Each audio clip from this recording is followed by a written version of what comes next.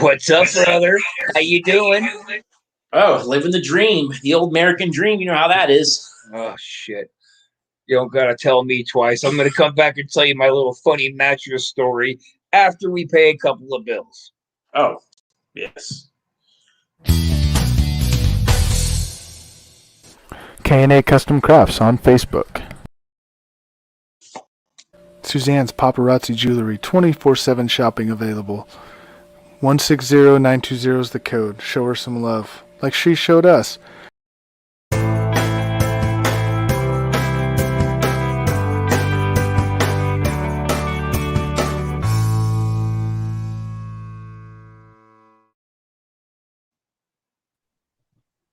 Oh, my goodness. What is going on here? I see a Marty Jannetty name. What is that?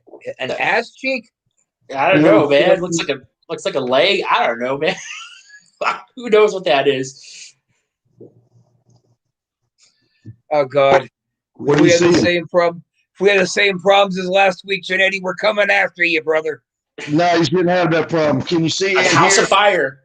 We can see and we can hear you. That is amazing. Behind me will be that MJ up in the hizzle for shizzle, my dizzle. All right. Dizzle. And it's got the rocker dolls on one side. Want to make sure I get my Georgia Bulldog stuff in. Oh. And All look right. at hair Go looking so Dogs. fresh and just lovely. Hey, do you remember what I was wearing last week? Was it just same blue? So I brought to change the shirt so it wouldn't have to. Are we on? Yeah, we're on, brother. MJ in the house. How y'all doing out there? In the house. Before we get started, now that you're here too, I'm going to share a great, hilarious story with you.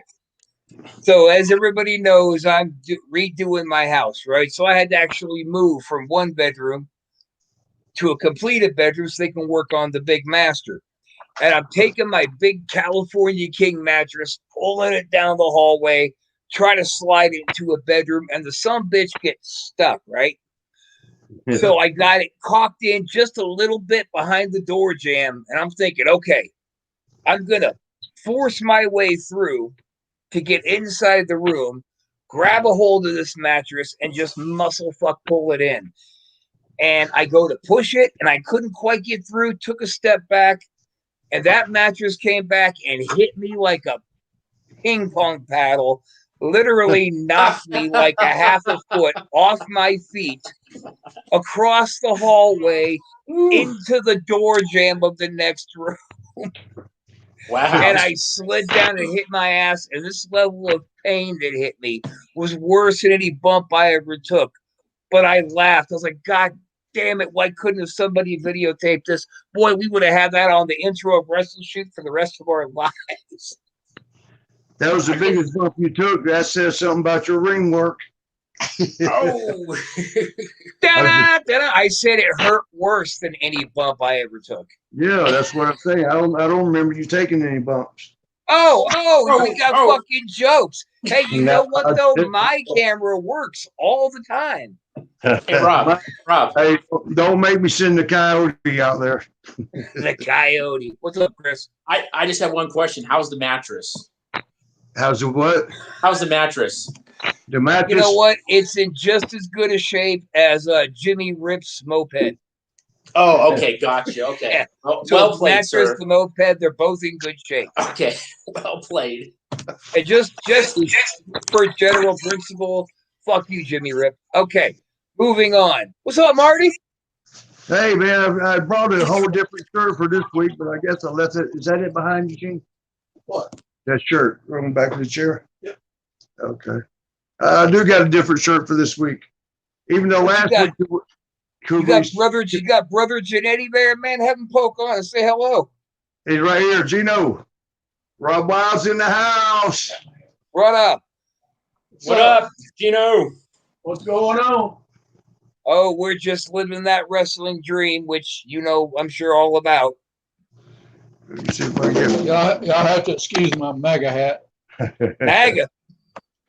Like it. Making Georgia great again. Yeah, I see that. Go Dogs.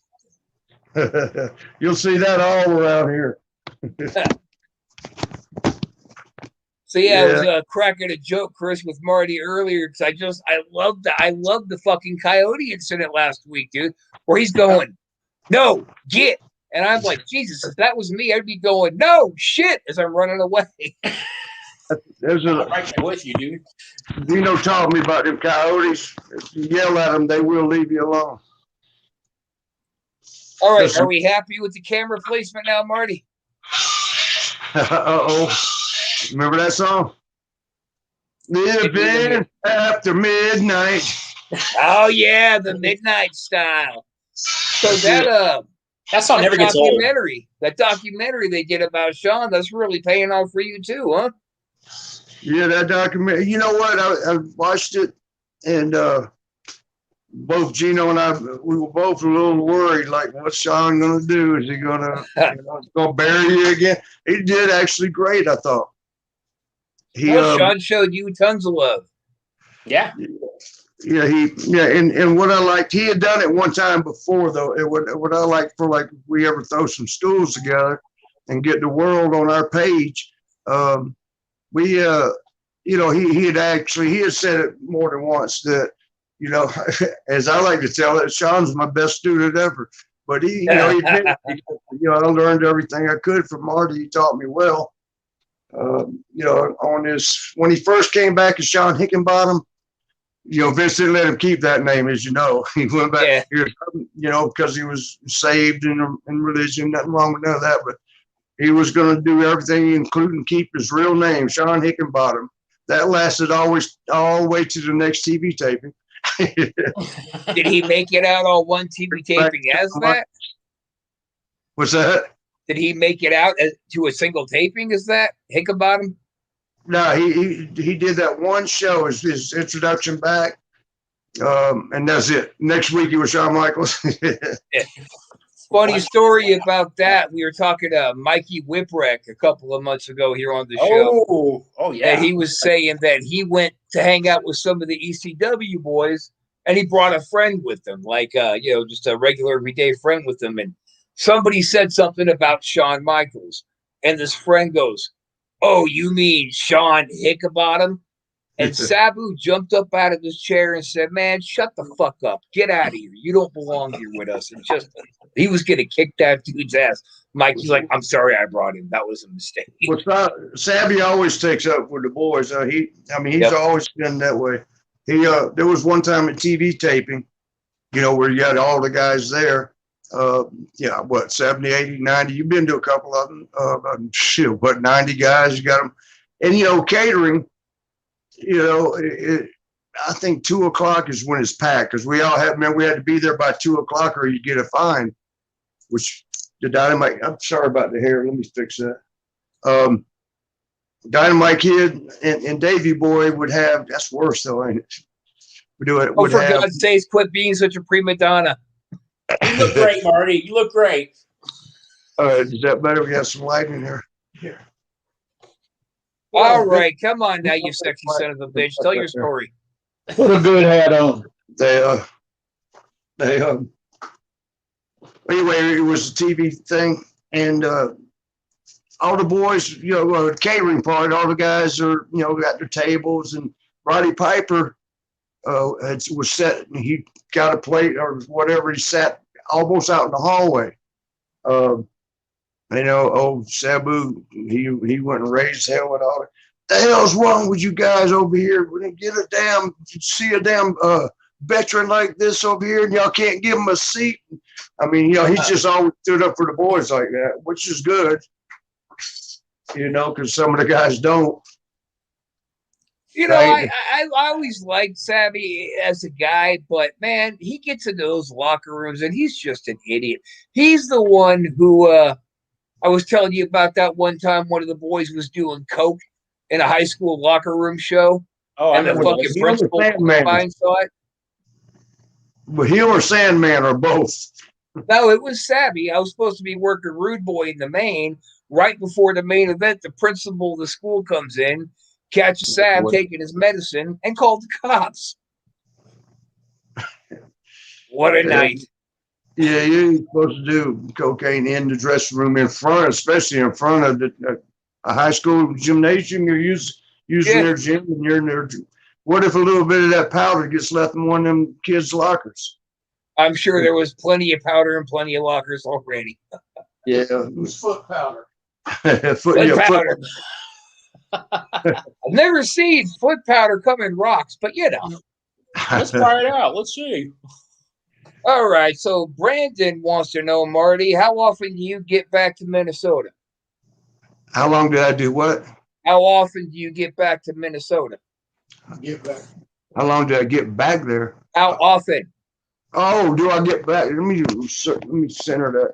Is that centered with where y'all? Sure. Oh yeah. But you got to be able to see the rocker dolls up top. I swear to God, man. Those are cool, man. I love those. You play with that camera? The one of them is a 3-man set. The 3 Intercontinental Champions, Tito Santana, Anvil Neidhart, and me. It was funny though. Damn it. Anvil wasn't IC champ, was he? Who? Anvil. I don't remember him being. Yeah, no. That's what I had to deal with last time. Gosh damn it. Hold on, man. Damn it. Phone's going down. Blank screen. And there's a light. I don't remember him being Intercontinental champ either. Yeah, no. I think one probably of- just needed somebody extra to put in there. One It's of a them bonus was- or something. Okay, Tito and I got the belt, but Anvil's got a chair, so maybe he wasn't Yeah. champ. He's got a belt over there, don't he? There's a belt right there on his arm. Yeah. And he's got a chair, so he was hardcore before hardcore was cool, I guess. Notice the little tuck head there in the middle. I mean, squirt head. Where's the square head? That's Sean's. Yeah. Oh, yeah, you see the squirt head? So Oh, Marty. everything I move, You I gotta- mess up. Oh, Jesus. I'll help sell a couple of Sean squirt heads. Remember these? See, all the time I thought it was a suck head. A suck head. Well, if you bob it back and forth. There's a little bit of animosity there, Back and Brothers forth. Janetti. Yeah, Hey. it's a lot of animosity going on there. And what's horrible is if you fill it with milk and you bob it back and forth and then slowly push it. So, That's Marty, Chris was telling Well, me a story last night about you. Chris, why don't you tell him what we were talking about last night about him? Oh yeah. So this is where we were doing the show up in Marysville. So with Honky Tonk and yourself, and we're at this karaoke bar, and you're off probably talking to some chick, probably Marty. I don't know. Yeah, me and Marty were both at the Yeah. bar trying to score up on a couple of broads there. So me and That has Honky was been sitting there drinking, and he goes, I tell you what, Chris, takes a drink of this beer. He goes, Marty's a hell of a lot better worker than Sean. Way better worker.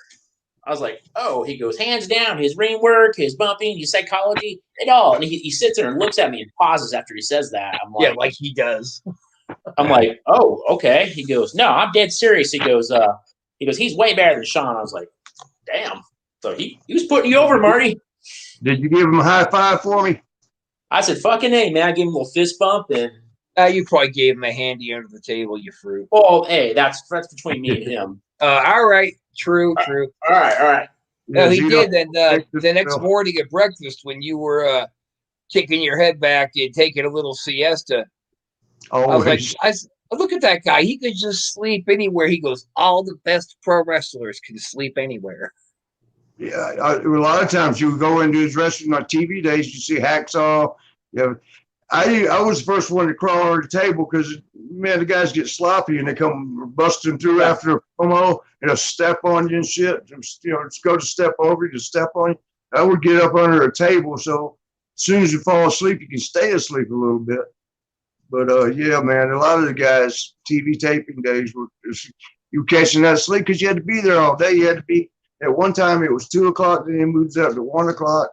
You had to be there, even if you wasn't doing shit, till 6 o'clock that day, in case they needed you for a radio or a TV Right. show or local newspaper, anything they needed, you were there. And man, just it's already they start the dark matches at 6 o'clock till 7, I think, and then 7 they would start the shows, or maybe it was 8, and then you had 3 hours. That's when they started with Raw. If you remember when they were doing Superstars and Challenge, they taped all 3 weeks, and so there would be a ton of matches. And the time you get to the last hour, the crowds burn out. I mean, you want it to be like on the last match of the last show, the main event or semi-main, but not that last hour. That last hour, man, the crowd is sitting on their hands, because they didn't sit through 4 hours of shit. And generally it was juice. But I tell you though, man, Marty, when you worked Kurt Angle on Raw when he came out, man, that match, fuck, man, everybody was off their fucking seat. That was a great match. I Kurt. Kurt had told me afterwards, because I remember I just came back the night before was Rocker Reunion, and that'd been the first time that'd been on WWE TV shit in a while since '96, and that was 2005. 9 years since I've been on their TV. That was in WCW in '98, and that was it for major TV.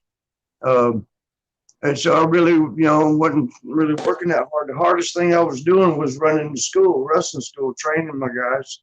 I got some good pictures of, where's Bobby? I saw Bobby. I ain't gonna move nothing. I don't know if you can see it, but one of my best students ever, Bobby Sanford. Probably, I would say he's in the range of, I think, by visual. I never worked with him, but and I heard, Sean and a couple of the other guys who had worked with him. Sorry about this adjusting shit. Shelton Benjamin, one of the best athletes. Yes, Shelton Benjamin's one of the best, and Bobby, I put Bobby right up there. Bobby's a case of just, sometimes you wonder how a guy has got where he's at and he's just in the right place at the right time. There's also guys you wonder how they didn't get somewhere. And it's, not in their, just lucky breaks and unlucky breaks. Bobby just never got, I think for Tough Enough, I don't remember who won it. It might have been the Miz. Or Miz, I think, came in third. I don't remember what the deal was, but Bobby had went for the first, I don't know, they started with 100 or something, and he got narrowed down to the final dozen. But then they told him, send him a letter and said, you got to drive to or you got to get your own way to LA. You remember that one? Where were you at, Rob? You were in Sacramento, or where'd you live? Yeah, Sacramento. Do you remember that where they finished off one of the Tough Nuts was LA or was out in California? I'm thinking LA, but you'd know better than me. This was like 10, 15. It was the LA area, so I would say Valley, I think. It was LA, I think. Yeah. It wasn't Victorville. You remember Victorville? Wow, yeah. Yeah. That's where I think the Young Bucks were wrestling for somebody out there. But they for Rick Bassman. Is that who it was? Yeah, I went out a couple of times, and there was a lot of impressive guys they had for a little area, of Victorville, and a couple of them, as the Bucks made it, I like them, man, good guys. Very Christian. Sean would like them. Well, I guess he's probably met them and they've hung out and stuff by now. Should I take these glasses off? Are they getting the light reflection? You're fine, bro. Yeah, you're good, brother. Hey, so somebody actually threw out a question for you, Marty. They want to know who your Mount Rushmore of wrestling is. Who is or where is? Who is your top 4 ever? Well, Kurt Hennig would be right up there. If I got 4 to put on a mountainside, and it's not a powder mountain, because I'd have to put Hawk up there on that one. But I'd say Kurt Hennig, Sean, Kurt Angle. Which Rick? I don't know. Rick was good, but just so mechanical. Oh shit! Wow. You heard it here on Wrestleshoot, folks. Woo. Well, no, I mean, he was, well, you know what, Rick could do the same match every night, but adjust to the fans. Like he would apply the certain same backdrop in a different area, whatever. He was a master, probably better than all, as far as the crowd psychology. You know, Marty, he could do don't the same match backpedal, with dude. anybody. You just rocked us. Don't backpedal. Flair's Yeah. mechanical. Fuck Ric Flair. Don't pull any punches. Yeah. Hey, when I wrestled Rick, I was in the business 6 months. Sorry about scratching my nose, but I got allergies. It's not from cocaine or anything like that. Yeah, yeah. They 6 months in, and so you got a little white stuff hanging off your mustache, so you can't claim that it's in. Well, brother, I got my 3-year sober day, so if I do, it's drywall. Okay, we'll let that go. They 6 months and I'd seen at that point in the business, I'd seen Flair. You know, I've been watching him since 76, and this was 84. So, you know, I've been seeing his work for what, 8 years? How is that? I ain't good at math. 8 years, if not longer. I think Flair came around big time on the scene. What, 76? Around in there. Sounds about right. Sounds Yeah. about right. I know he was a little bit ahead of Tommy Wildfire Rich. Oh, Tommy, I love him, man. Hey, Tommy, hi, I was a rookie year in 1977. I don't remember nothing about 1978. Because that's another one, man, that he just partied. Yeah. But it was about that. Okay, so who's your fourth then? Who's your last guy on Mount Rushmore? Well, I was going to tell you, I finished with Flair. I had that match with him, world title match, and 6 months in the business. And, you know, we generally get together and figure out, you know, what's going to be best for the two. You know how you're going to mesh your work together. With Flair, you know, I was going to wait to whatever he tells me I'm going to do. Well, he didn't really. He just came over and says, "Get ready, brother. We're going to have a good one." Or you know how he talks, "Brother, get ready. We're going to have a good one." And I'm like, that's a good impression, Marty. Yeah. I was around him enough to should be able to. But I thought, well, okay, we're not pre-calling any spot, so I'll just whatever he wants. But damn it, once I got out there, it was so easy because it was pretty much when he'd do something, I already knew what was coming. And he was, you know, he's a one spotter, shoot you in backdrop, you know, give me arm drag. Right. You know, it's not a combo and it's not needed. He didn't need a tackle, drop down, slam, hip toss, drop kick, get it again. He didn't need all that. He would take one or two and he could call that right in your ear when he was ready for it. I hope I ain't breaking kayfabe. Hey, what? Yeah, I don't know. Is that around anymore? I mean, unfortunately, I remember that. I've heard of that. You know what upset me one time? I was doing a surprise appearance, and I'm trying to think which one it was, but it had to do with Sean. Oh shoot, he introduced me as I think it was against Kennedy. Remember Kennedy? Yeah, Mr. Sean was he was up the way we did it. He was on the mic and he was telling Kennedy, you know, I'm not even going to worry about you. I brought somebody in for you tonight. And then I stepped in to the screen, right? And he got a good reaction from the crowd and all that. But later I heard from somebody like, oh, I was waiting for that moment. I was waiting. I said, well, how the hell would you know, like a fan, that's all later. How would you, what do you mean you were waiting on it? You couldn't have known. She goes, yeah, they have a teaser sheet where they give out the shit before. Like that day, maybe on the website, like Marty Jannetty will be making a surprise appearance. Well, what the fuck? What the hell? You try so hard and you got it. I guess they do that with the soap operas. What do they call it? What is it called? A teaser or some term they got for where they give out a little bit of what's going to happen. I think they call that a commercial. Spoiler. There you go. Yeah, and damn, man. I mean, that defeats the purpose of a surprise attack. They did that in Marietta when you did the Rocker reunion. It was all kind of people with Marty Jannetty signs outside. And I said, how do they know he's coming? That might be the one I was thinking. The Rocker reunion, they did the same thing because that was supposed to be sprung on them. But I was telling Chris last night about you as well. I was like, it's amazing that Marty can, fall off the grid for 3 or 4 years and then suddenly just show back up and have a 5-star match with Kurt Angle. Marty Jannetty always keeps himself relevant. It's amazing. Yeah, 100%. It's getting harder by the year, though, I tell you. Only thing is now, as soon as these 2 ankles heal, I've had both. It's been 15 years. When I had the match with Kurt Angle, the ankle was the left ankle was just starting to fall apart. But it was still holding together to the point where at the end of that match or after the match, Kurt pulled me aside, and Kurt Angle, he pulled me aside and he goes, man, I need to learn your training regimen. This is an Olympic champion and a world champion, and he had a fractured neck when he won the Olympic, and I think even the gold. Yeah. But I say to go to the world.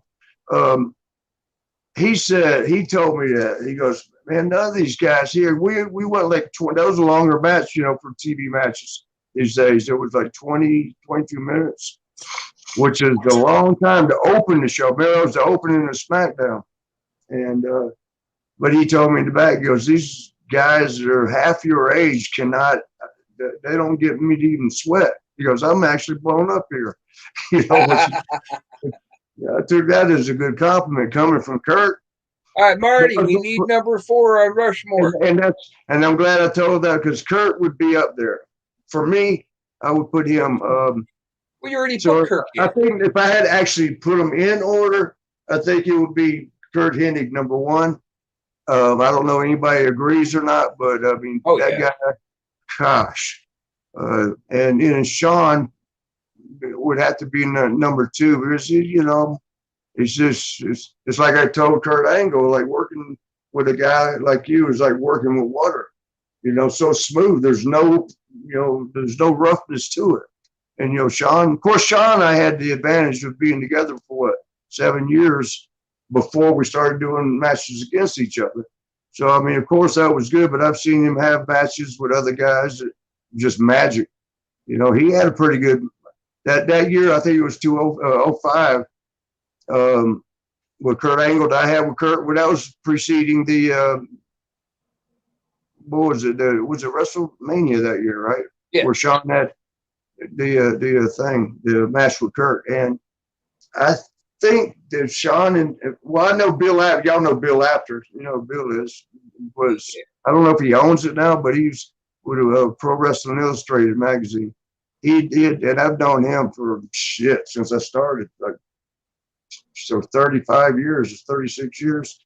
But he had taken me aside and said, man, we're just going to give you and Kurt the match of the year.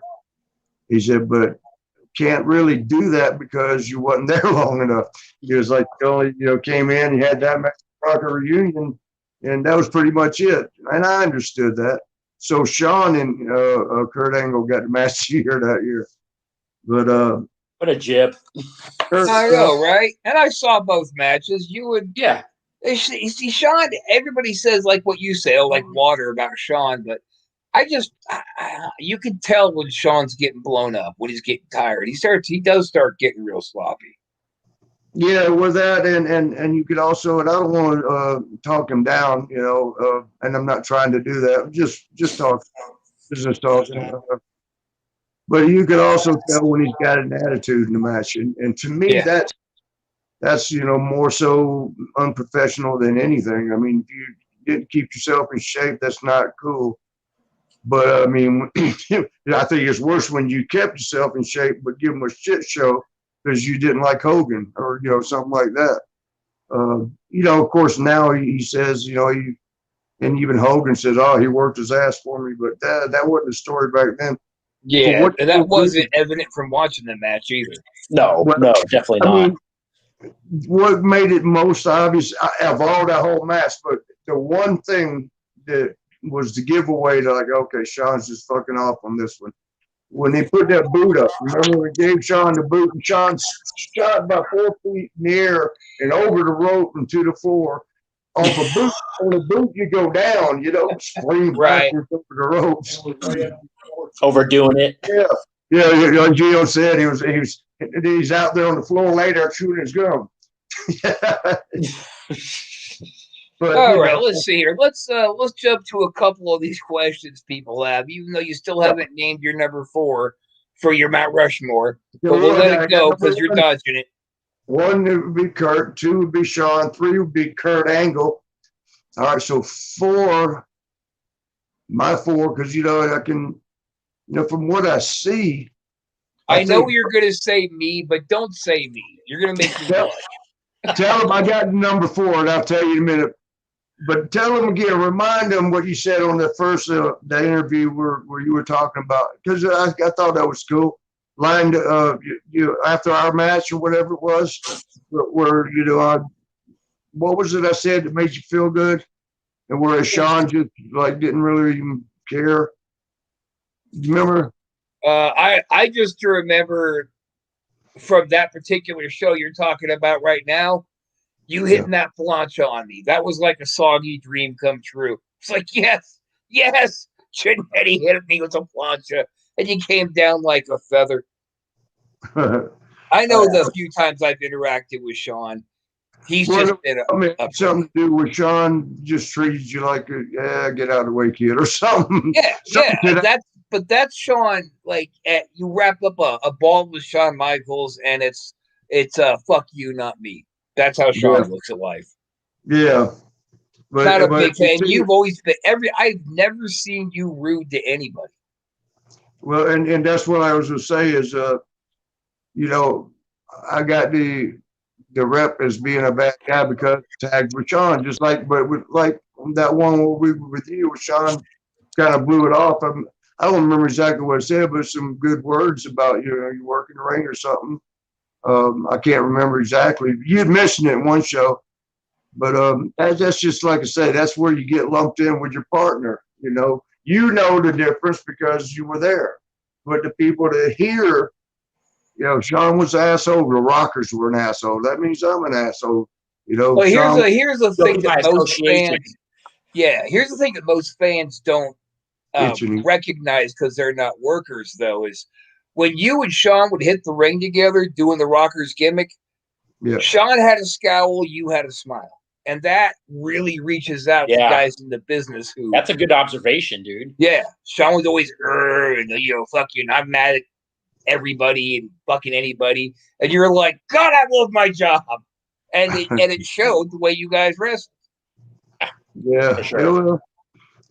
Yeah, I mean, and I guess, I've heard that so much and now I see it, in other things, now that I've been in the TV industry and entertainment industry for over 30 years, I can now see somebody on TV, actors or whatever, and either do an interview and their personality actually shines through, be it bad or good. You can actually tell by the way they carry yourself. And, and then Sean was one that was always taken that way. It's like people had never met him in person and not even heard nothing about him, from people who have, would always ask me, is Sean the dick that he seems like he is? Yes, he is. Yeah. Well, and it's funny. It's funny, too, because, me and Chris would run into some of the boys up and down the road. They'd be like, yeah, so I finally met Sean. What an asshole. Hey, you still talk to Marty? How the hell's he doing? Marty's awesome. And always crack us up because everybody universally would be like, somebody needs to put Sean on the shelf for a little while and humble him up and maybe give Marty a spot. Well, but Sean's made such a turnaround. We got to give him that. Nobody is what they were.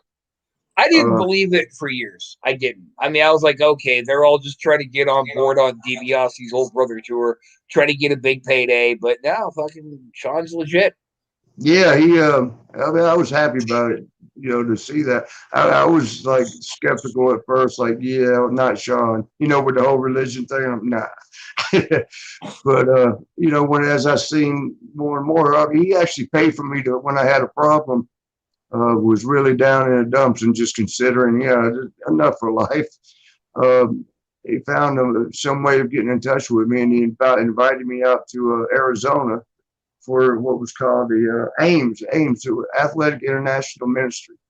And I went out there, and I was keying in on him, like, let me see this, let me see.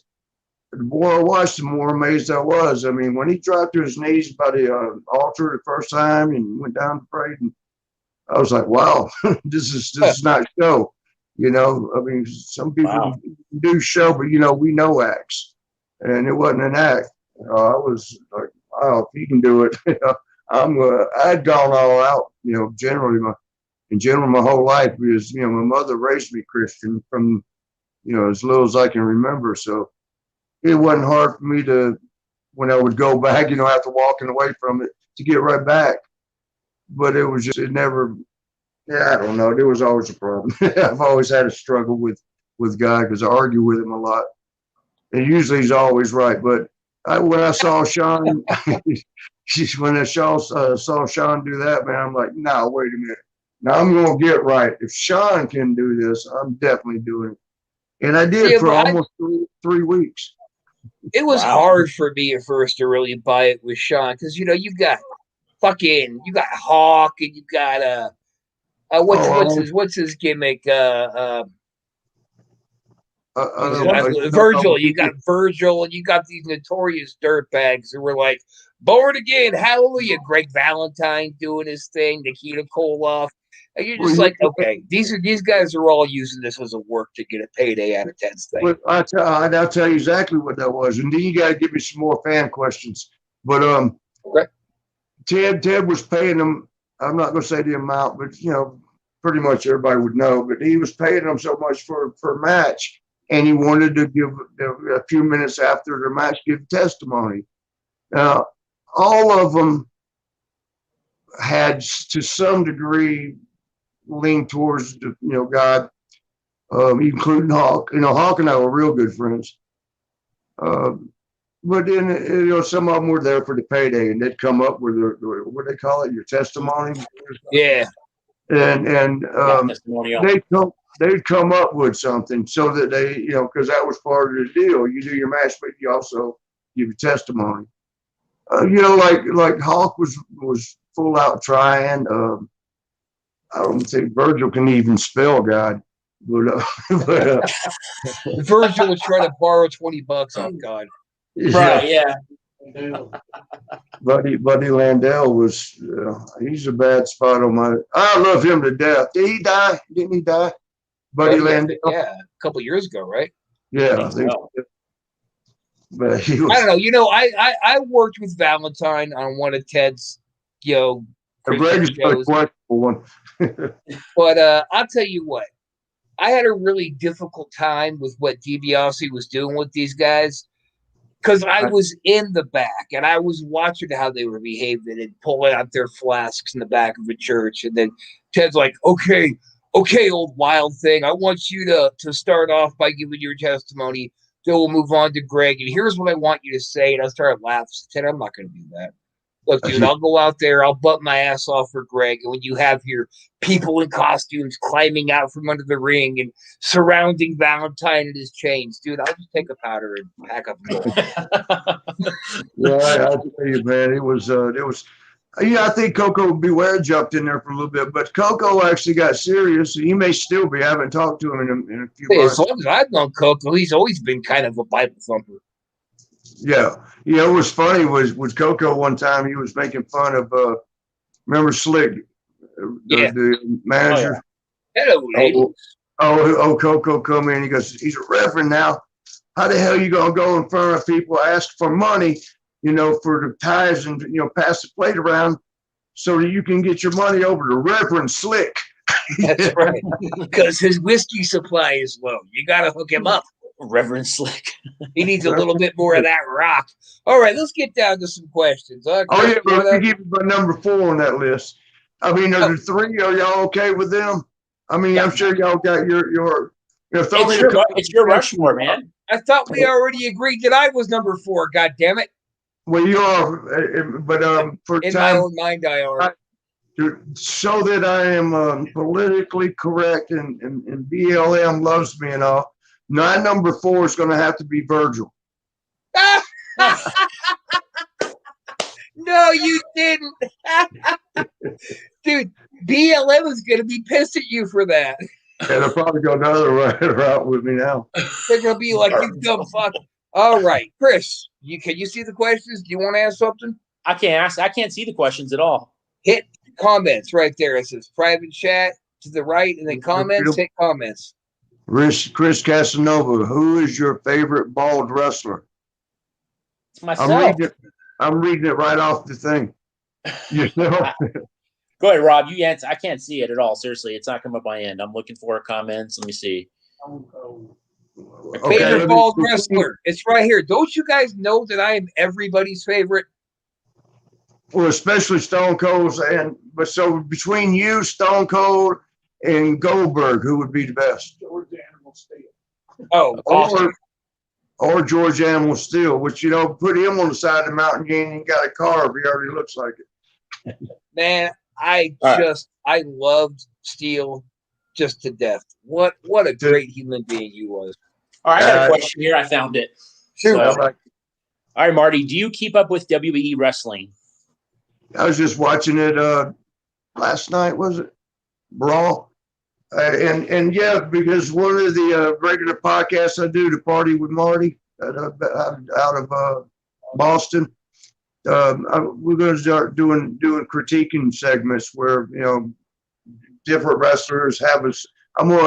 Luckily I got to choose Raw because some of SmackDown's all right, but when you get to next, it gets a little tricky. And I don't want to say hard to watch, but sometimes.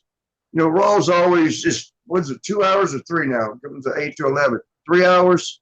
And good God, that's too long for the crap they put out. Way too long. And with society having such a short, attention span, man, trim it down to 2 good hours. I mean, you can get 3 hours in, but you drag it, and it's a roller coaster. I mean, it's up, down, like, oh, that was good. Yay, we got some momentum. Then the next thing, bam, drops it right down, and you got to work to get it back up, and sometimes it ends on a high note. Sometimes it's like, damn, I just wasted 3 hours, that I'll never get back. Yep, 3 hours of your life gone. Yeah. All right. Let's see. You got another one here for you. Let's see. Okay. All right. Kurt Angle, a nice guy off the camera. I heard he's kind of a jerk. He's a jerk if it's just the person pulls jerk out of him, But I think any of us are like that. I mean, you can only be so nice so long when somebody is treating you wrong. And I have a hard time with my Facebook, because generally I don't want to. It doesn't matter what they say. Let them, float in the negativity. But after a while, you're like, oh man, I had somebody say something the other day. It was so stupid. I showed a picture of Swaggy, my cat master, and he was sitting there with the 9 lives and pictures just like him.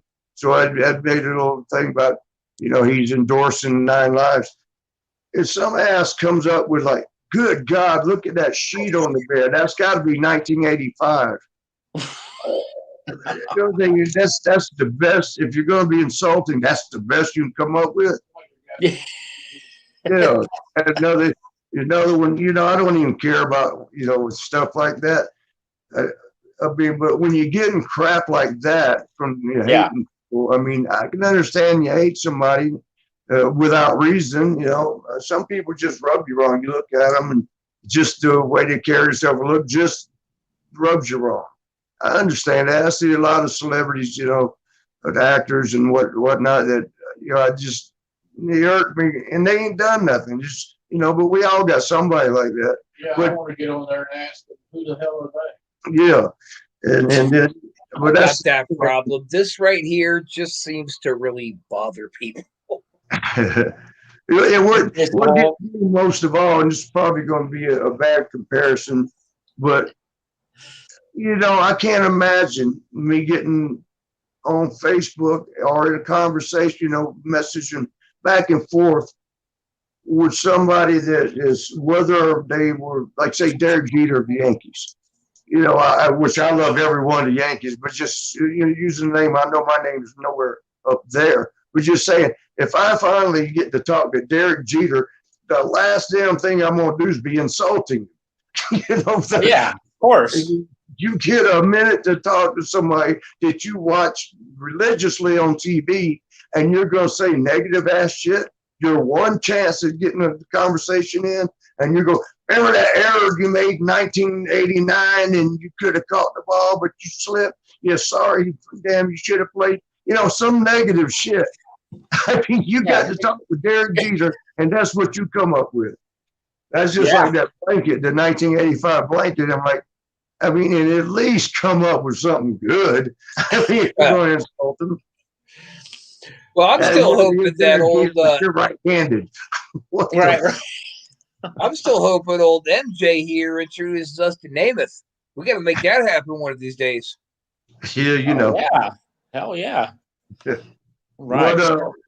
What else is a good question they got? All right. See. Here's one right here. And it's vague, but it leaves room. Your match with Ric Flair. How was it? I was good. I was 6 months into business, like I said, nervous. More so nervous when he didn't. Not that he didn't want to talk about it. Didn't need to. He knew what he was going to do.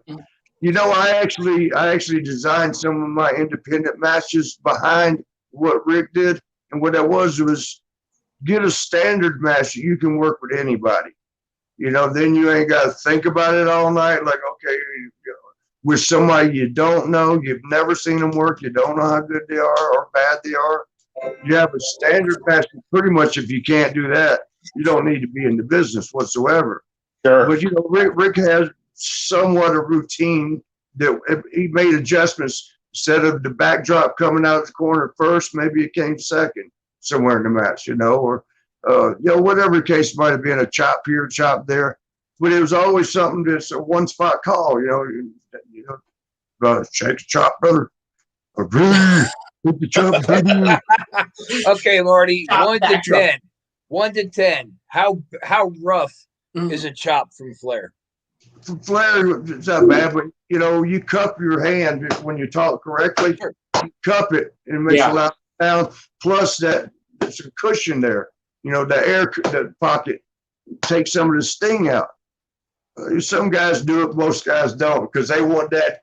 They want you to have that handprint on your chest. I know, like son of a bitch Snuka, and how bad he used to lay him into me. Good God. Yeah, Jimmy threw him in, man. Snuka. Oh yeah. Oh, he threw him in on me. With you, they were all gingerly and nice, and they weren't that gingerly, but you was worse. I'll go with that.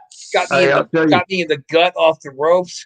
Oh man, I never felt bad for a second for booting him in his old ass chest for that. I tell you, the hardest chop. Most people think Chris Benoit gave the hardest chop. He did lay him in, but I found out I like Chris, and I hate what happened, and we don't know the whole story. Don't care to, because it's not a positive thing.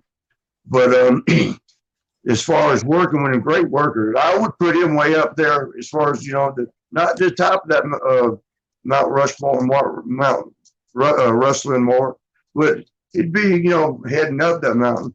But man, I found him to be a little bit of a coward. In the way of, when I wrestled him one time, he was in WCW, and he always laid his chops in. That was a known. That didn't bother me. I didn't care. But I found out he gave me like 2 or 3 good ones in a row. And you know how you grab the guy, spin him in the corner, and give him a few. I turned him one. I thought, well, go ahead and let it go. Let him see what it feels like. Wham!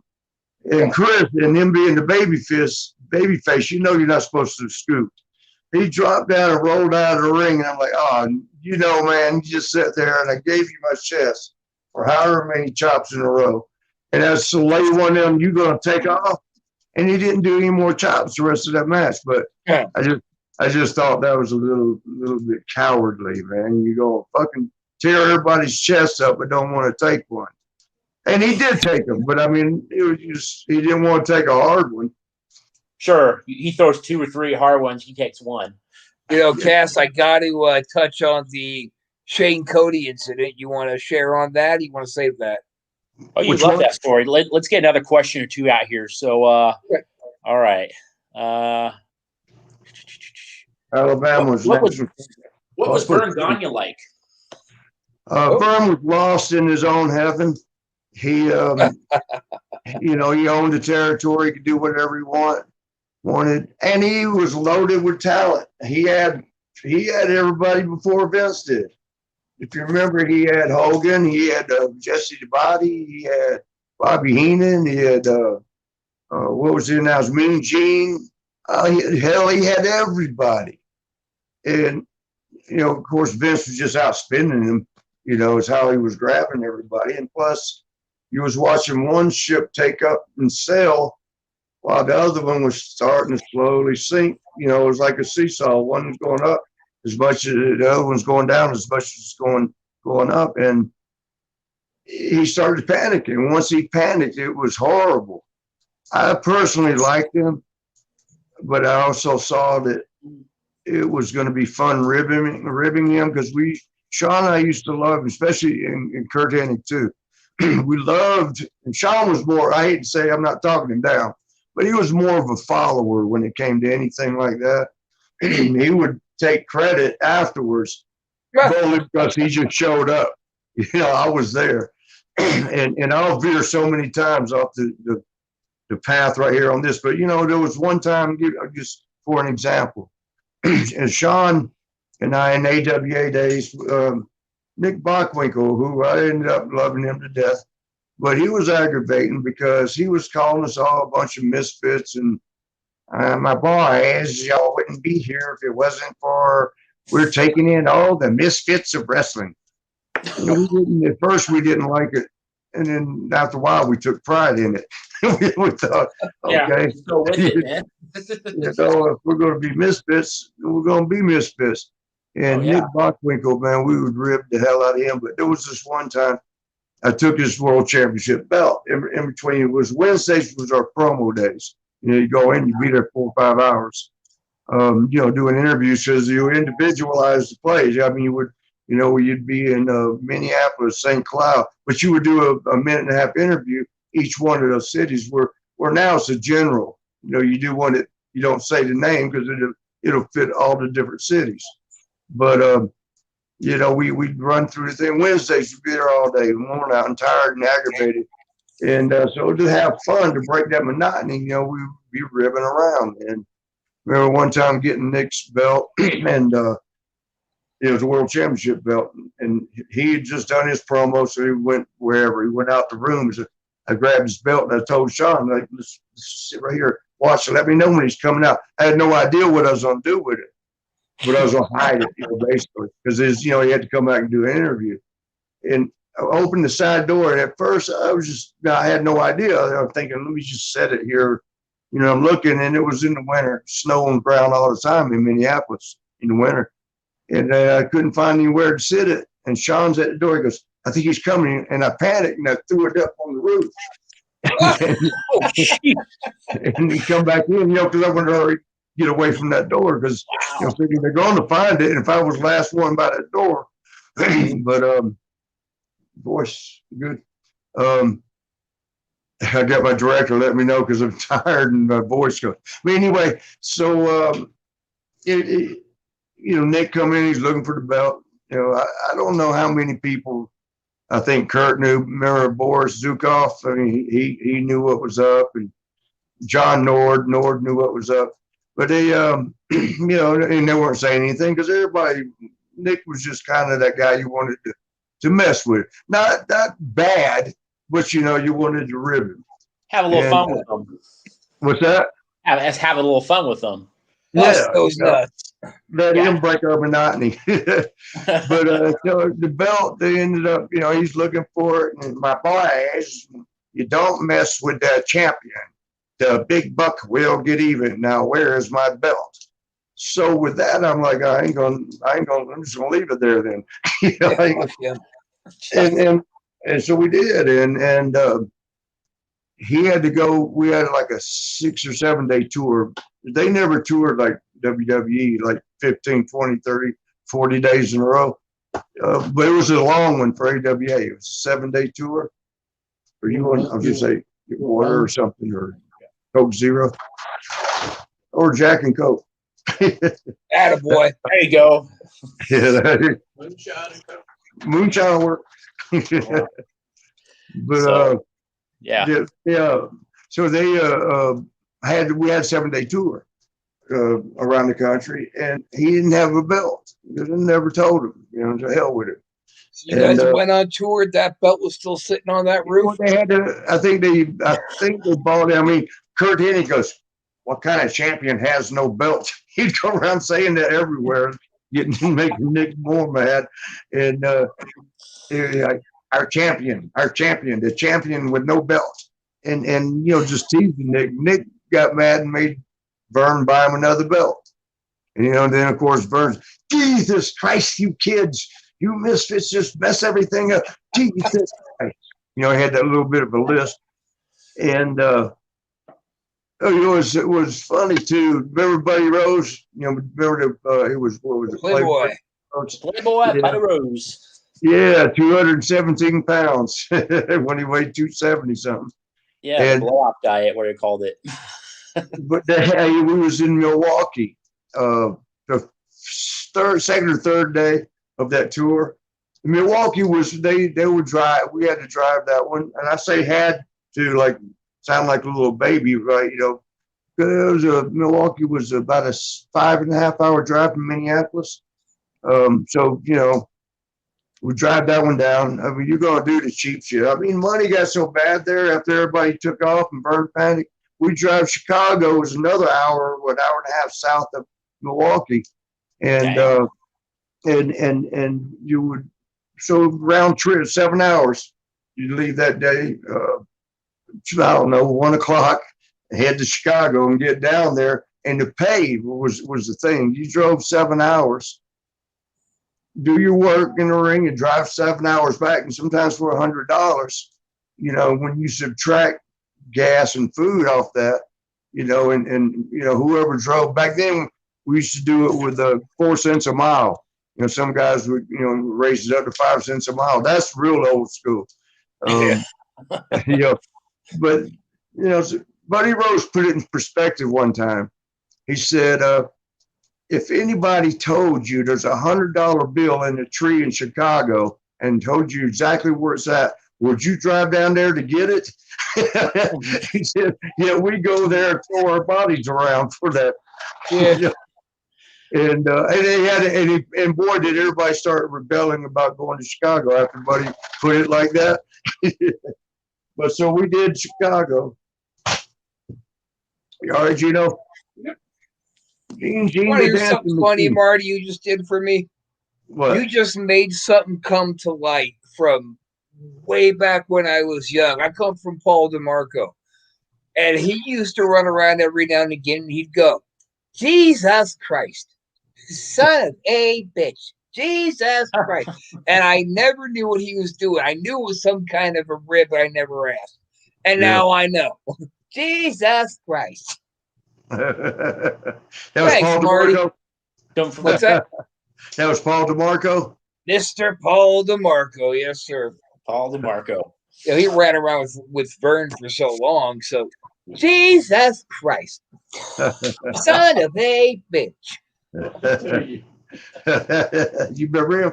Oh, yeah. All right, Marty, got another question for you. I just came in. Wait, let me tell you this, but remember that question. I'll do it quick. No, no worries. After Chicago, instead of, I forget how it worked out. I know most of the guys went home because, $100 isn't going to get you a hotel, because we had Green Bay the next night. And Green Bay from Minneapolis, about a 4-hour drive, maybe. Right in there, 4.5. Oh, wow. Unless the roads are snowy, like they always were. Then you're going 30 miles an hour on the interstate. But so this particular night, this was remember now, the belt, they got Nick a new belt because the other one, it's gone, it's missing. I think whatever. that's hilarious. and it was nice and shiny, but it still looked cheap looking when you looked at it up close. But old Buddy Rose, Nick went to the ring and he left the belt in the dressing room, or it got brought back to the dressing room. And Buddy's like, "Hey guys," he goes, "what do y'all think of this belt?" And we're like, "It's kind of cheap, really, but it's shiny." Now he goes, "How do you think of it now?" And he slung it against the wall. It broke because it was like, I guess it was some pieces. It wasn't very well made. There was pieces flinging all over the place, from him throwing against the wall. And old Nick comes back and sees the pieces of his belt. He goes, "This is just lovely, just Marvy. No one has respect for the champion around here." Just Marvy. No, that's one you don't want to piss off. Oh, Harley. But so that night, Kurt Hennig, me, Sean, and Kurt, we're riding together, and he had his little Bronco. So he's got the 4-wheel drive Bronco, which is great for the snow, getting through that snow. Sure. Nick was the main event. He was the world title match, and a lot of the guys did that. The veterans back then, they'd go on right before intermission, like fourth match, and so they could get the hell out and also not have to deal with the crowd after the show. So semi-main goes on last. They get the honors of dealing with all that. But so Nick left way ahead of us, going back to Minneapolis, that 4-hour drive in the snowstorm, and when Kurt's driving up, but he's like, "That looks like Nick's car up there." And sure enough, it's Nick's car. I mean, he left like an hour ahead of us, right? And he's driving like, so of course you want to drive slow in the snow. He is going so slow that we've caught him. And it was kind of like, like the old man thing. He's leaning forward and peeking over the steering wheel, looking out. Well, yeah, because he had those big ass Coke bottle glass. But so old Kurt, he pulled up next to him and goes, Hey guys, listen to this. He pulls up next to him and he goes, first he says, "Look at his door handle." Now, Kurt was big into ribs with the locks. Like when we wrestled in high school gyms and shit, he would always say, "Go around and check the locks." So a lot of them you pull, they'll open. So, we locked guys' bags together. So he says, look on the door handle. And he had like a big Lincoln or whatever kind of car that has the big emblems, Lincolns. And on his door handle, there's a lock on the door. So we're like giggling. I think it was me, Scott Hall, and Sean and Kurt. And we're giggling about the handle on the lock. He goes, "Crack your window a little bit." And I'm the one sitting closest, right in the passenger side. I said, "Why?" Crack it a little bit, and you hear this. What the fuck is that? He said, "What's that?" He says, "Tea kettle effect." I said, "Tea kettle effect?" Yeah, I hear that sound like you do. I said, "Well, what the hell's that from?" He goes, "Look on the emblem. The little Lincoln emblem on the top. He put a lock on that, and it's popping on the hood. It's going down the street." Oh shit! We're laughing. He's got a lock on his door and a lock on his little emblem for the tea kettle effect. Yeah. And then he says, "Watch this, watch." And he blows the horn. Nick looks over and waves, and Kurt's like, "Turn your light on, turn your light on." Tell him to turn the inside light on. And Nick's looking like he don't understand why, but he turns it on. And as he looks over, the side, there's a lock between. He had them big ass glasses. Kurt put a lock right in the middle. So he's pulling his glasses down. He's having to pull them back up and drive through a snowstorm with a lock right in the middle of his glasses for 4 hours. 4 hours? Wow. Wow. So what was that question, though, with the fan? Oh, let's see. Chris, wait real fast. Let me acknowledge Roxy Red with Private Club. Private Club. Talking about DeMarco. Private Club. That's old, man. All right. So what was your reaction learning the Rockers were breaking up? I have missed your response. That's our question. When we sat down, with Vince. The original thing started over. Sean kind of backstabbed me a little bit. We were doing a cereal commercial in Atlanta, and it was for me, it was the end of a tour. Sean had been at home because he tore his knee out, and Shane Douglas was tagging for him. But they flew Sean in, and I it was the last day of the tour. Went through Atlanta to shoot this commercial along with Road Warriors, the natural disasters. Remember earthquake and typhoon. Sid Vicious as singles, and there was who the heck else? Somebody else. I remember another one of the singles guys, big guy. But all doing a commercial for Superstar cereal, and when you get allowed one free commercial with as far as we're talking, and then after that you get was it Boss Man? Might have been a big Boss Man there for that commercial. Because the different boxes had different people on the covers, but so anyway they had all of us there to shoot the thing, and SAG was Screen Actors Guild. After your first free commercial, you're allowed one more with 3 words for free. Or actually, maybe your first commercial 3 words or less was free, which if 3 words was it 3? 3 words free. My part of the commercial was for the action figures, the first action figures I did with the Rockers. And my words were, "It's time to rock." 4 words. Uh-oh. So I think it was, I don't remember what it was, $750 for a year or something like that. And Sean, as is always the case, gets the lucky part. His words were, "and roll." He only had 2 words, so he got the freebie. I had to pay. But so anyway, when we were doing the commercial shoot, the SAG people or Actor Guild people, you got to sign your little contract that shows how much you're making, for the commercial and speaking part, whatever. And so Sean's going through them, getting ours. But see, the thing is, they didn't know. Don't give the wrestlers everybody shit, because you can look at their numbers. And Sean was like, "Here's what the hell." That everybody was getting $1,000 for that commercial shoot. We were getting just 500 each, which I told him. I said, "Well, that's we're splitting it because we're a team." And he goes, "No, Road Warriors are there. They're getting 1,000 each." Typhoon and which they had just started. They hadn't really done a whole lot together, and they're getting 1,000 each. And Sean and I getting 500. So Sean threw a bitch fit. He's like, "That's bullshit. Let's quit." We already, had a meeting with Vince about pay scale. We wanted to climb the ladder. We said we'll work harder and more, but can we please climb to be a bigger part of the company? And Vince says, "Sure." And that's the first thing since that meeting. So Sean had a fit. That's it. Fuck it. Let's quit. And, I was a little rebellious ass, to me when he said that. I big deal.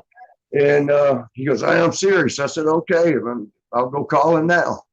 And this was in 91, the end of 91, still pay phones, right? So I'd go use the pay phone that was right there in the place. And I called the office and asked for Vince, and I get Pat Patterson. "Buddy, how you doing?" Dad, I was calling. I'm gonna need you to talk to Vince. "Oh, Vince is busy right now, Marty. Can I help you?" I said, "Well, I just want to know. Me and Sean want to know how to put our notice in. Does it got to be writing? Because they had you write, give 90-day notice, so they could beat you down for 90 days before you went anywhere else." And so I said, "Is it got to be verbal? Can it be verbal? Do we need to write it? How do we give our 90-day notice?" "Oh, Jesus, buddy, hold on."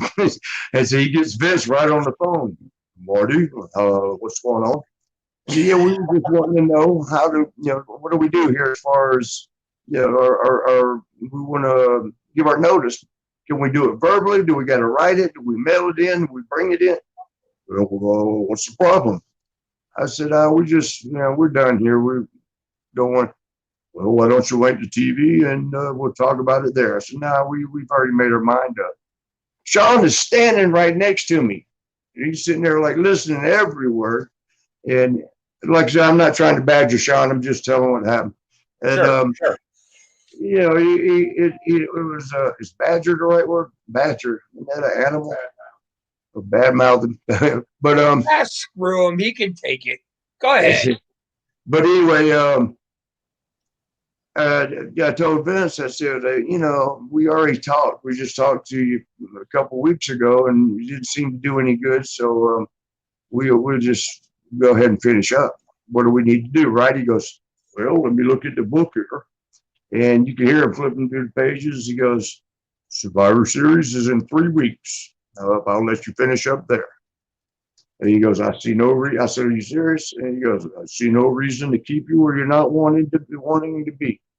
And I was like ecstatically happy because 90 days is what they usually beat you down. So now you got no value when you go to WCW, Right. which was the only place to go. Sure. But so we lose the Survivor Series. Who cares? Survivor Series is garbage anyway. You remember because it was 4 tag teams. You know, 4 times 4, Hey, 4 guys. hey, up yours, pal. Survivor Series was kick ass. Kick-ass. For the guy that had to remember 16 finishes for 1 match. Yeah, right. So we hung up. Now thanked him. I said, oh, thank you so much. All right, and hang up. And Sean's like, what do you say? He's all excited too because I'm excited. What do you say? And I said, well, you ain't gonna believe this. What? It's like a little doggy pulling or a kid pulling your coattail. What? And then like he's gonna finish up Survivor Series.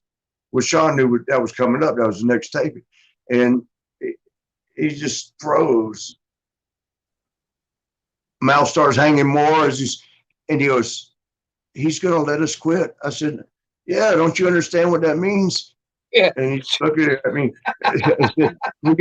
We don't get beat down for 90 days. That's 3 months of beat down. We don't have to do anything but lose at Survivor Series and we're done. Yeah. He's great. Fucking let us quit. As soon as he said it again like that, he's gonna fucking let us quit. I was like, oh no.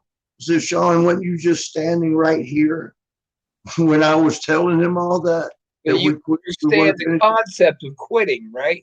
Yeah. We had the same memo here. Okay.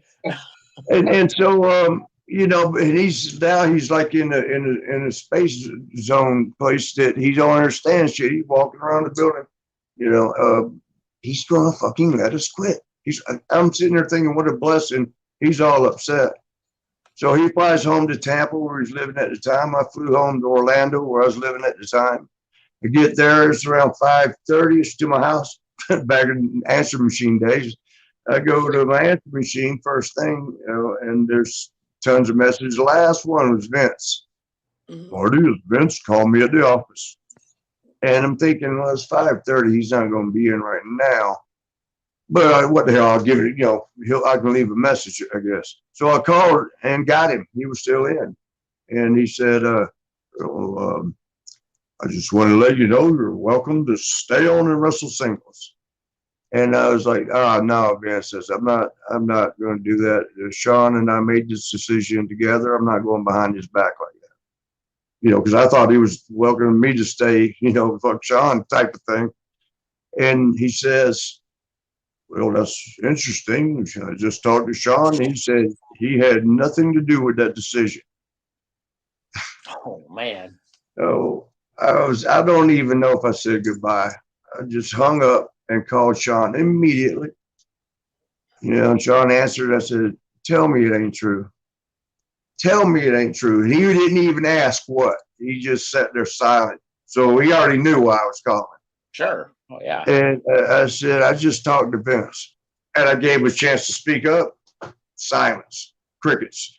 And so I said, you called him and told him that was my decision? And he says, Marty, I had time to think about it on the flight home. You know, your house is paid off. I'm paying mortgage on mine. You're single. I'm married. I mean, really, I just can't afford to quit right now. Now, who was the one that told me to go tell Vince we quit? You can't afford to quit, but you had me do it. Then you call and say you had nothing to do it. Man, I was so mad at him. hung up. But you know, the next TV that we went to, that's when we had to meet with Vince. It was funny because all the boys, that word had got around. I think Chief Strongbow didn't like Sean whatsoever. And he had told all the boys that he could, that, you know, would listen to him, you know, what Sean did. You know, that's backstabbing as big as you can get it. You know, Sean just admitted and apologized and all that, but that doesn't fix that. But that's in the past. But nevertheless, so I had Wayne Bloom. Remember the Beverly Brothers?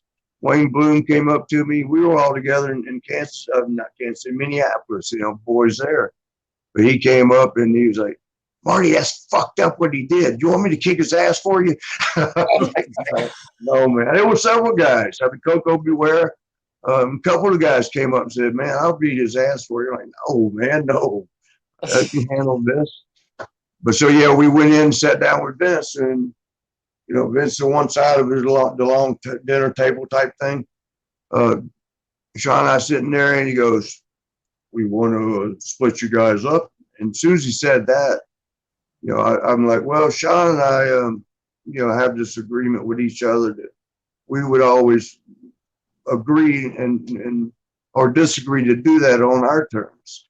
And so Sean's like, I'm fine with it. Just like that.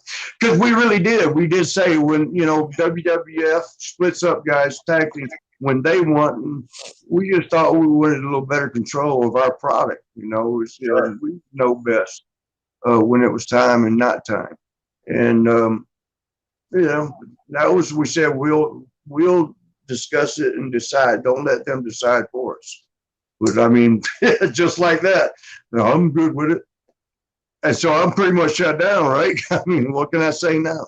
Yeah. So Vince said, and he said, you know, we see Star and Sean. He goes, Marty, I don't see that in you at this point. So that felt good, of course, right? Son of a bitch.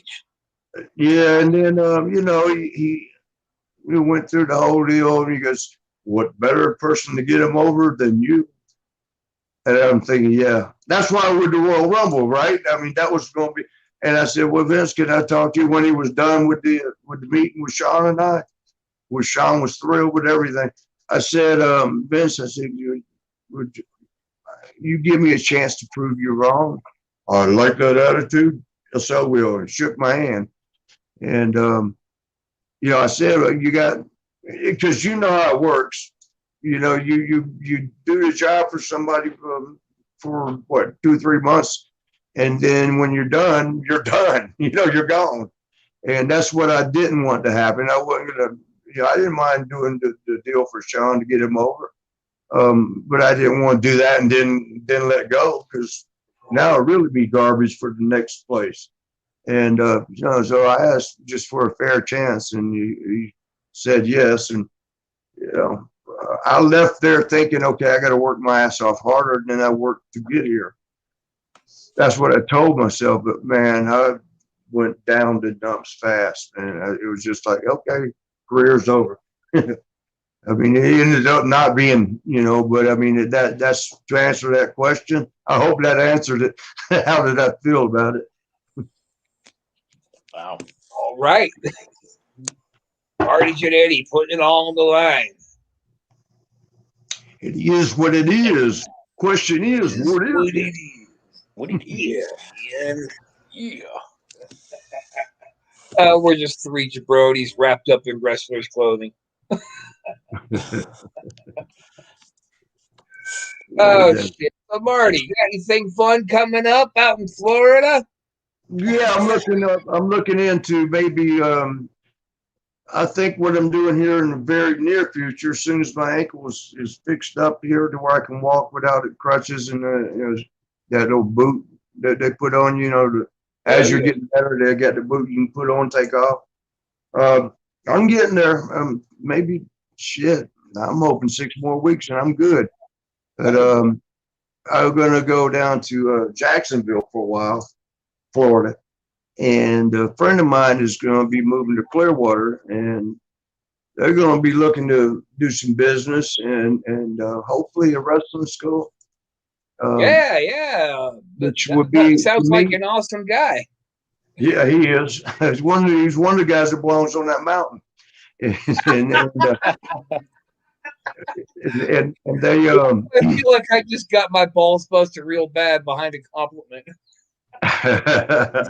hey, but the good thing about this school, of course, the complex is right there in Orlando, but they're only catering to guys or girls that I don't know what they're having to pay as far as the new ones. I know they run the next thing out of there, and those are pretty schooled.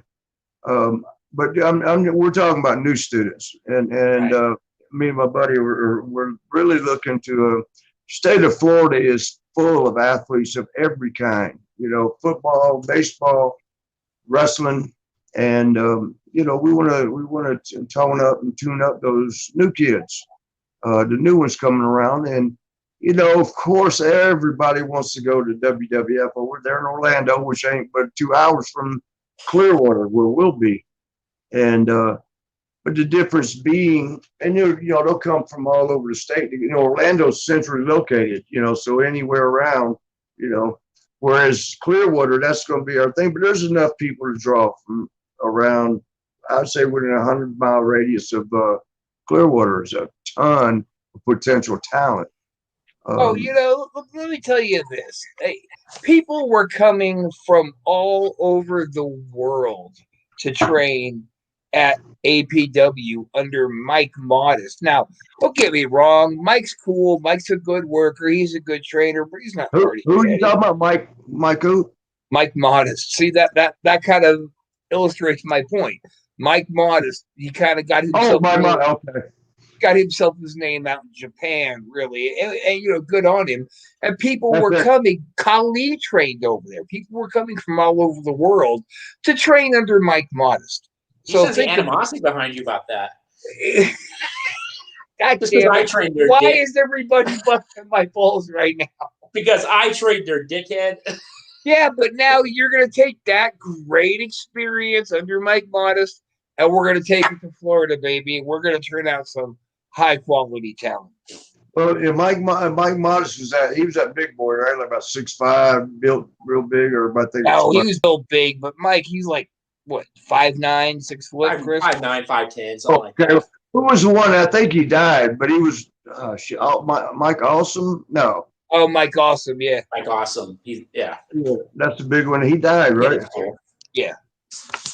Um, That's a shame. I like Mike Awesome. but here's the thing. Even I know I don't want to be overstepping my boundaries here, but I always say this, that pretty much anybody can teach you arm drags, hip toss, a headlock takeover, whatever. And then you get some can teach you backflips and all that stuff. But what the biggest thing about wrestling is it's an entertainment industry, and to entertain people with a living soap opera, basically, is what we are. It takes crowd psychology. True. And crowd psychology is something you can't teach if you don't know it, And Right. even the guys up there in Orlando, some of them I'm surprised that they're teachers, not all of them, but some of them, because again, how can you teach math if you can't add a row of zeros? But I got That's a good line. Yeah, that's a good one. I gotta say, man, the guys that aren't already cookie cutters ready to go, they just need to be seen. Those are the ones that seem to be going to Orlando right away. Well, there's a whole nother bunch of kids that first of all, like I said, I don't know what they're charging. Now, we're not going to be charging outrageous whatsoever. We're going to be very affordable and well worth whatever it is that we charge. And two, I mean, we're not trying to step on their toes. We're going to teach the kids that, want to learn from the beginning, basics and whatever else, and climb the ladder. We got them from beginning to end. So I think we'll do real well. And we even looked into future, branching out. Have a school for the Clearwater area, and then maybe Jacksonville has one for that area. we'll see what happens with it. But I do Hey, believe if Dreamer can do it, we can do it. I do believe whatever and wherever that we will outshine most everybody else. We're not going to be. That's not our goal, is to outshine others. But I've always learned What's that my goal? when you give your all and you give your best, each try to to me, I've always competed against myself. That's how I would improve, is do better than I did yesterday. But tomorrow I want to do better than I did today. When you live by that, when you actually live by it, it generally works out. Competing against Marty, I somebody love else. you more today than yesterday, but Yeah, not as much as tomorrow. remember that? I'm gonna make you cry more today than yesterday. All right. Well, look, I know Marty has got another podcast he's got to do at 10 o'clock. So we're going to get this wrapped up so he can go make that money. Brother, Yes, sir. And you finally made it happen. I appreciate you coming on again. hey, next time we get on, we got to do a lot more fan. I love doing the fan question. You want to get one more? Is there any more? Let's see. Oh, yeah, I got actually one more, actually. Gino, I got one. Gino's got one, but I'm scared. What you got, Gino? What was your best match and your worst match? Well, the best one was the one I had in Denver with Sean. And all in one? That Kurt Angle. The worst one was in Florida, Port St. Lucie or something, with Adam Baum. Remember Brian Clark? Yeah. Adam Baum. And only because I love him to death, but only because, oh my God, was he stiff. I mean, and you get a big guy like him, like 6'5" and muscled up, and get them in the ring and they get nervous. Oh boy. That's a long night for you. So you think, I can't say which promotion it was for. It was an indie show, but I watched you do a match with Hall on this indie show, and Scott clearly didn't want to be there. He spent 10 minutes talking and then like 2 minutes doing a very poor match with you. And then you just kind of climb to the middle rope and stuck your arms out to the crowd. He sneaks up and does his big razor's edge. I thought for sure you were going to say that was the worst one. Yeah, that was pretty bad. I remember I had forgotten about that till you just said it. I can't remember where the heck it was. I think it was in Altoona, Pennsylvania. Yeah, you try to forget those. With the big time guys. But I remember that, though. It was just, there was nothing. Didn't come over Razor Ramon to be, whatever that's the Razor's Edge or whatever it was called. Yeah. And he had a struggle talking even. He was strong. Yeah, and Somers were yeah. He didn't want to be there, but okay, we got nobody did, because there was only, it's bad when there's more people in the dressing room than is in the crowd.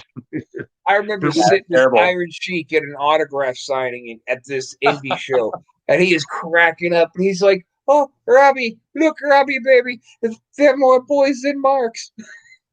Yeah. That's always we always want to make sure, in case there's a riot breaks out, do we have enough to get them?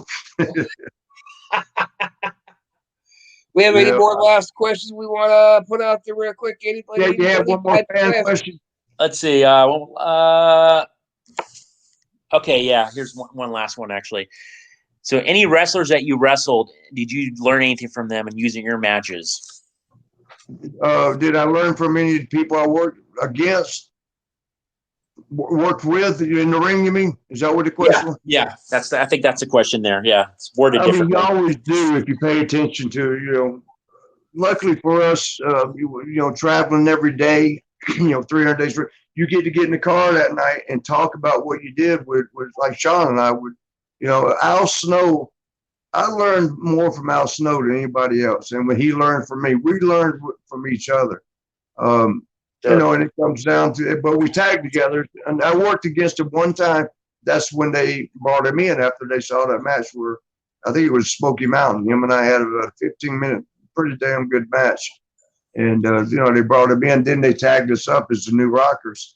But they were taping that match just because they wanted to see how you looked right now, right? Then Al lucked out from that. I think that's what it was. And then they saw Al, and they're like, he was called the king of the independents because he was like the best, and he was working more than anybody. But we had that match, like you were checking me out and seeing what I was looking like now, if I could still move around and work. And they saw that match and they were like, well, damn, look at Al too. Let's get them.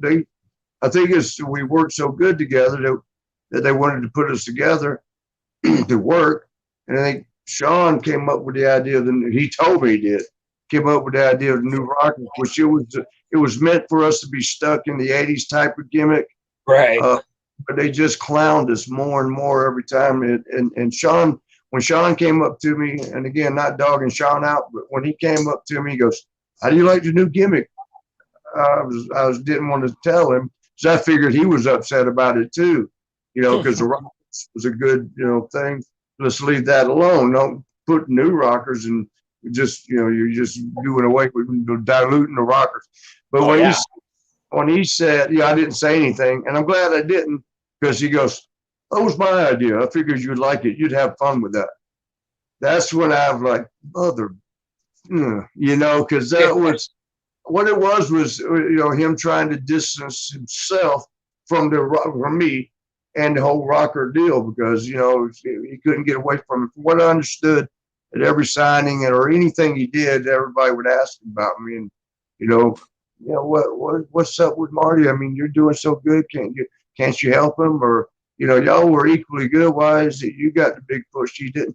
I think he got tired of hearing that, so that was his unless he really thought that was something that I would enjoy, being a damn nerd in the ring. We all know the real reason. Right.